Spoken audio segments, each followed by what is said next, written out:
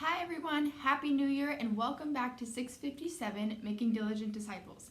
My name is Rachel, and if you are new here to our online Sunday school here at Chapel, or if you just need a quick refresher, pause here and go watch our 657 launch video, where there you can learn everything you need to know for 657. What we have, where to find it, and why we call it 657. Now let's talk about our Bible narrative for this week. This week's lesson comes from the book of Exodus, which is one of the very first books of the Bible, right? The first book is Genesis, and the second is Exodus. At this point, the Israelites are still in the wilderness after fleeing from Egypt, where they were kept as slaves.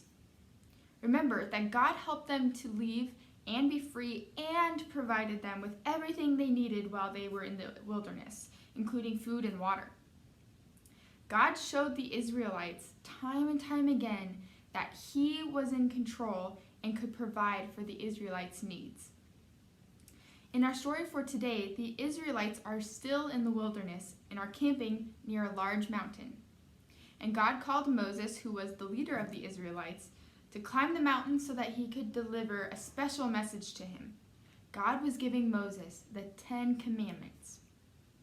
While God was talking to Moses on the mountain, the Israelite people down below began to be worried because Moses had been gone for a long time.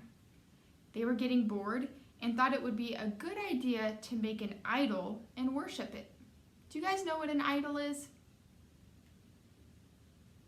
An idol is a person or object that we greatly admire and maybe even worship. And this was a really bad idea for the Israelites. Why would they worship something or someone other than God? Especially when God had helped them time and time again. Their decision made God really angry. It's easy to read this story and think that the Israelites were crazy for making a false god to worship, but we do the same thing. You and I may have never worshipped a golden cow statue before, but we are guilty of placing other people and other things in front of God. Maybe we value our favorite toy or our best friend over spending time with God. We worship other things every single day, which makes God angry, just like it did in our Bible story for today. However, where our lives are different from the Israelites is the fact that we have Jesus. Our God is a jealous God. He wants all of our love and all of our attention to go to Him. But we fail to do that every single day, just like the Israelites. But through Jesus' death and resurrection, all of our sins are forgiven.